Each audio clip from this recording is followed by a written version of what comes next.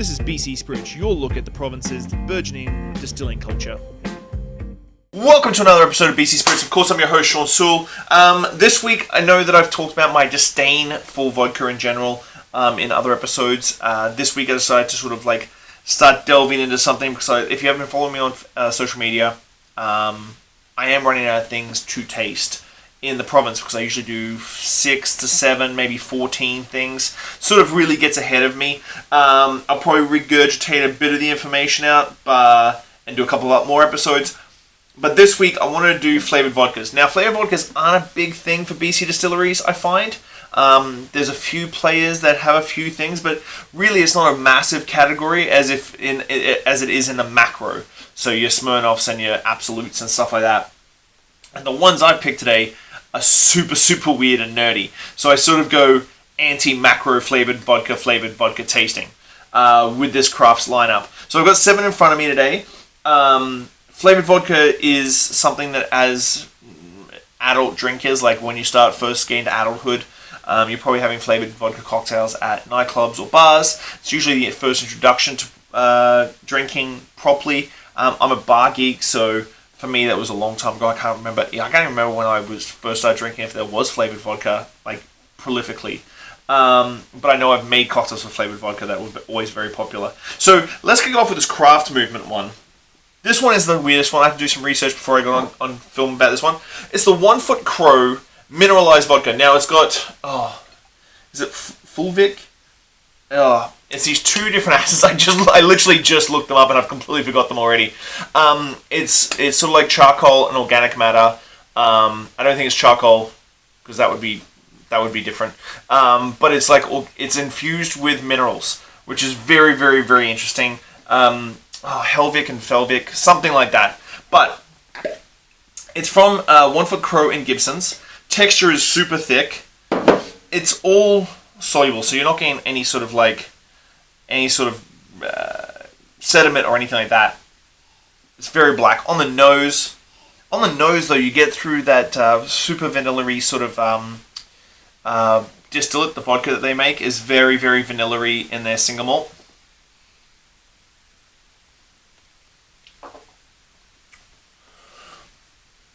On the palate, it's very, very interesting. It's very minerally, very rocky, very dirty in a good way, like licking limestone, that sort of thing. But then underneath it's got this sort of vanilla, dehydrated blueberry sort of feel to it. It's a very interesting flavor profile that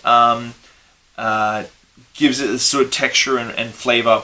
But the thing is that if you want something completely different, making black cocktails, which I know is a trend.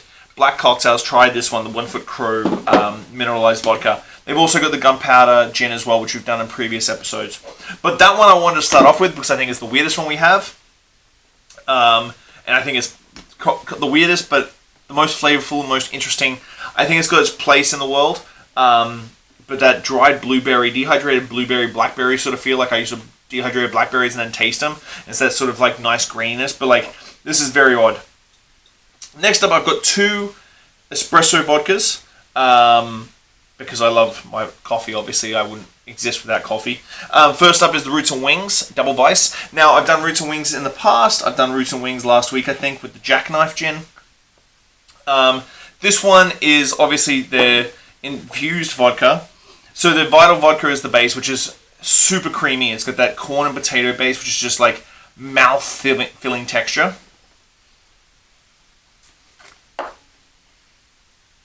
For me on this one, very dry. The vodka comes through really nicely. You have this big ballsy texture. This is very old school flavor profile for me, old school coffee flavor, bitter coffee, no holds barred. It's going to hold up to any cream liqueur or liqueur or coffee liqueur. Any sort of sweetness that's going to come through and really be that beautiful astringent coffee that a lot of people like. I would definitely say it's not nouveau roasty style. If you talk about espresso and talk about how people are roasting stuff, that acidity and those sort of strawberries and acids and stuff like that, this is definitely heavy dense roast, Really old school cup of coffee sort of feel to it. I love it. The vodka still comes through and that gives you that beautiful backbone and texture. The next up is the espresso vodka from Arbutus and Nanaimo. If you missed the episode last week, Roots and Wings is out in Langley. Worth the drive. Take a drive out there. Beautiful tasting room. Arbutus, we've talked about Arbutus in the past. Drive up to Nanaimo, one of the prettiest little tasting room bars in Nanaimo, if not up in that area. Gangster cocktails. Absolutely lovely cocktails up there. So they've partnered with a coffee roaster, and they use their Coven. And if I haven't talked about the Coven vodka is like super vanilla-y.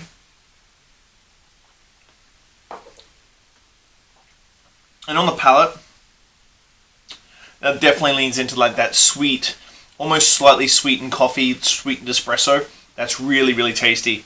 Both have their not polar opposites, but both have their flavor profiles that they lean into.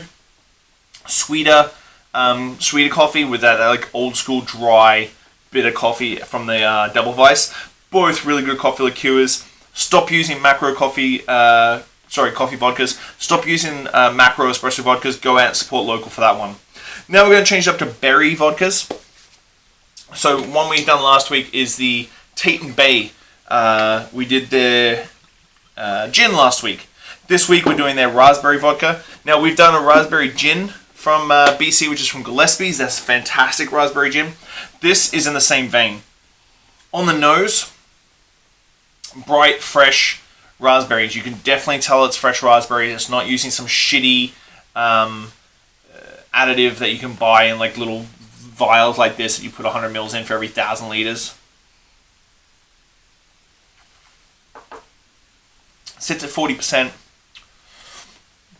On the palate, the vodka's still there, but it's got this beautiful round raspberry over the whole entire thing. You get the seeds and the green out of the raspberry, which is really, really nice, which is another thing that shows you that it's made from scratch, because that usually doesn't show up.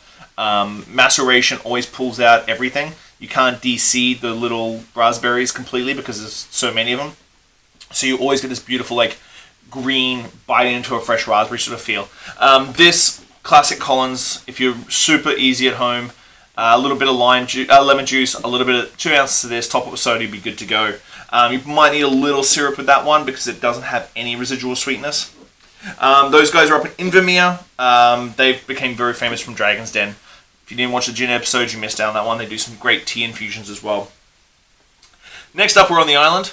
Actually, yeah, we're all on the island for all the next three. So this one, the Blackberry Vodka from Stillhead. This was their first product.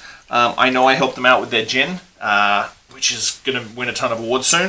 But the Blackberry Vodka has been super popular, ridiculously popular.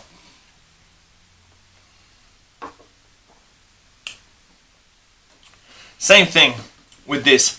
Super dry vodka, and then that beautiful roundness of blackberries, and you can tell the fresh berries have been macerated because you're getting that like a little bit of green in there, but that roundness of thing. If you add a little bit of sugar and a little bit of soda to these, they're going to really lengthen out. Straight, do it with a splash of like flavored soda or a little bit of Sprite, and both of these actually with just Sprite would be kind of epic. If that's just sort of your game plan. Keep it simple. If you're doing flavored vodka or flavored gin, whichever we've talked about in the past, if you're keeping it simple for a Sunday afternoon freaking patio party, mixing it into a highball is always the best bet. The blackberries they're using, this is all from Duncan. This is really terroir specific because Brennan, who is on the podcast the next couple of weeks, really talks about how he wants the distillery to be a representation of Duncan, that area, which, if you've ever been to Duncan, it's a beautiful farmland area, and they've just got so many products. Next up, this is from Moon Underwater, the Moonshine Spirits Orange Vodka. These guys don't get enough love, and probably from me, and I apologize for that. Really, really good family-run business, brewery and distillery now. The great thing is when I shook this up, I saw that there was some sediment. This is a great thing. Sediment is great. For many, many years, so many people were so scared of sediment because it meant like, well, it could go off, or is it something wrong, it's a fault, but it's not. Sediment is a great thing because it means that they've actually used real products. You can put stuff through a filter, but every so often things get through. On the nose, Curacao oranges straight away. Dry Curacao.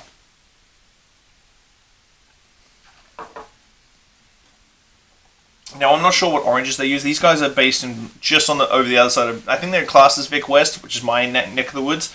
I'm not sure what sort of oranges they use in this because it gives you such a wide variety of like juicy, fresh oranges back down to dried, Curacao orange peel.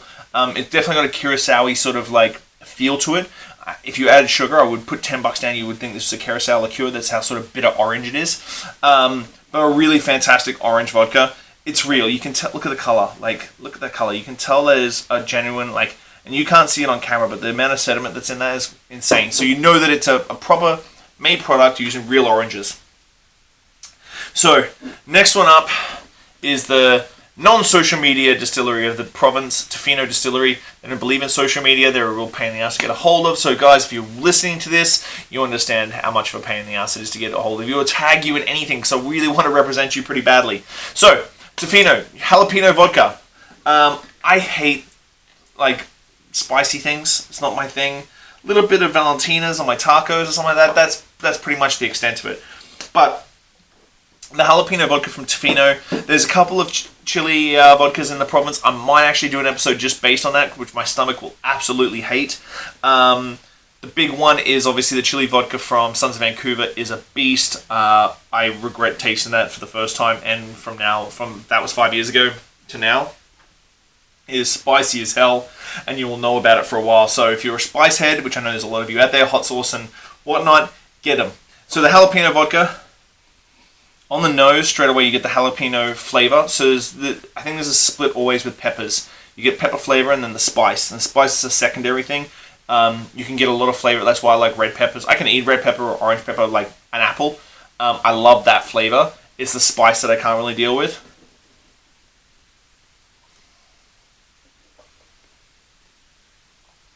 On the palate, they do a really clean distillate usually. So really just getting through all that green jalapeno skin and flesh, and then you start getting the spice, and then you start getting the prickle on your tongue, but it's not overboard, it's not killing you.